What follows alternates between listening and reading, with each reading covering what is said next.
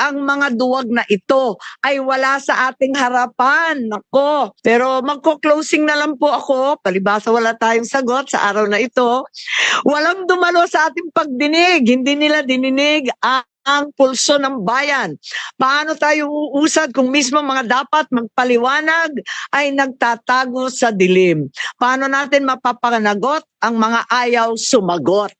Pero hindi tayo titigil. Sama-sama natin ihahatid ang mga sabpina na hinanda ko na.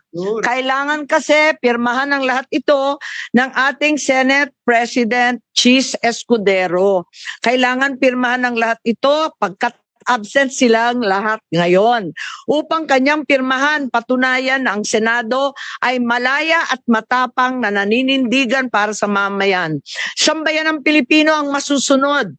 Tayong mga lingkod bayan mula barangay hanggang Malacanang ay pawang tagapagsilbi lamang. Tagapakinig na sa daing. Tagasagot sa mga tanong. Kung kaya ng isang matanda na may sakit na harapin ang walang respetong pag-aaresto, bakit ang mga duwag na ito ay wala sa ating harapan? Nako, magalit na kayo sa akin, pero hindi ba kaduwagan ang hindi sumagot? Sadyang naging duwag na nga ba ang mga Pilipino? Hindi ako papayag. Hindi rin papayag si Senator Bato. Hindi ako aatras tulad nila. Ipakita ko na ang Senado ay ang huling balwarte ng katapangan, ng katotohanan.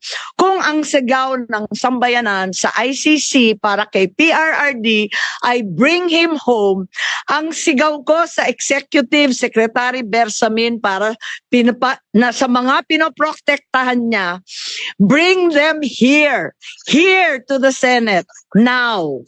Yun lang po. Maraming salamat. With that, I suspend this hearing.